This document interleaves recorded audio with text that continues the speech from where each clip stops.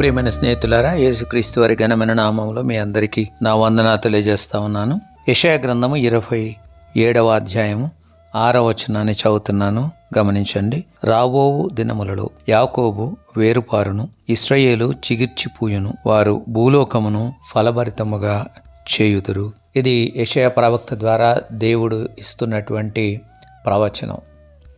ఇది నూతనమైన ఇశ్రాయేలు అనగా భౌతికమైనటువంటి ఇశ్రాయేలు యొక్క ఎక్స్టెన్షన్గా పిలువబడుతున్నటువంటి నూతనమైన ఇశ్రాయేలుగా పిలువబడుతున్నటువంటి దేవుని యొక్క సంఘము ఎలాగ విస్తరిస్తుందో, వ్యాపిస్తుందో దాని గురించినటువంటి ప్రవచనము ఇక్కడ మనకు కనిపిస్తుంది. రాబోయేటువంటి దినాల్లో యాకోబు he will take deep root అన్నమాట, అనగా తన యొక్క వ్రేళ్ళు లోపలికి వెళ్తాయి అన్నటువంటి మాట దేవుని వాక్యం మాట్లాడుతుంది. అనగా దేవుని యొక్క ప్రజలు వారు స్థిరపరచబడతారు అని దేవుని యొక్క వాక్యం మాట్లాడుతుంది. ఎవరైతే యేసుప్రభునందు విశ్వాసం ఉంచారో వారు దేవునిందలి విశ్వాసములో, సిద్ధాంతములలో, దేవుని గురించిన అనుభవ జ్ఞానములో ఎప్పుడైతే వారు స్థిరపడేటువంటి వారుగా, నిలకడగా ఉండేటువంటి వారుగా ఉంటారో వారు ఫలించడానికి కొరకైనటువంటి అవకాశం ఏర్పడుతుంది. మనందరికీ తెలుసు, ఒక మొక్క అది ఎదగాలి అంటే మొదట దాన్ని వ్రేళ్ళు ఈ యొక్క భూమిలోనికి లోపలికి వెళ్ళాలి. అవి ఎంత లోతుగా వెళ్తే అంత దృఢంగా, బలముగా ఆ మొక్క ఉండడానికి అవకాశం ఉంటుందని మనందరికీ తెలుసు.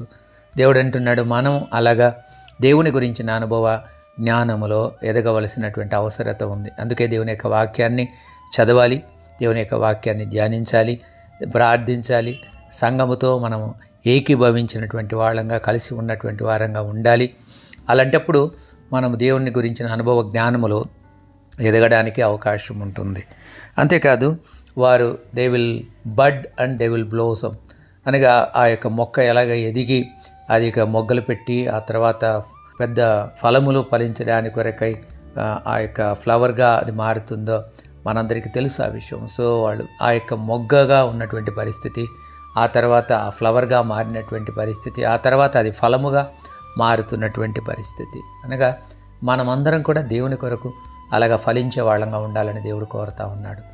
యోహాను సువార్త 15వ అధ్యాయంలో యేసుప్రభు వారు 8వ వచనంలో అంటాడు, మీరు బహుగా ఫలించటం వలన నా తండ్రి మహిమపరచబడతాడు అని మాట్లాడతాడు. అనగా మనము ఫలించడం ద్వారా మనము దేవుని నామాన్ని మహిమపరిచే వాళ్ళంగా ఉంటాం.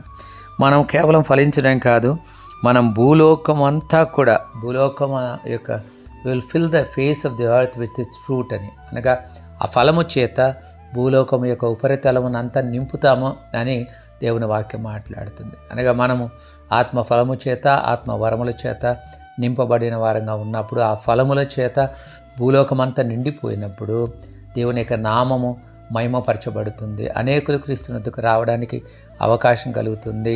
తద్వారా దేవుని నామము మహిమపరచబడుతుంది. కాబట్టి మనం ఈ వాక్యం వింటున్నటువంటి మనం అలాంటి అనుభవంలోనికి దేవుడు మనల్ని తెచ్చున్నట్లుగా, వ్యక్తిగతంగా మనల్ని తెచ్చినట్లుగా, సంఘముగా మనల్ని తెచ్చినట్లుగా, కుటుంబంగా మనల్ని తెచ్చినట్లుగా ప్రార్థించవలసిన అవసరత ఎంతైనా ఉంది.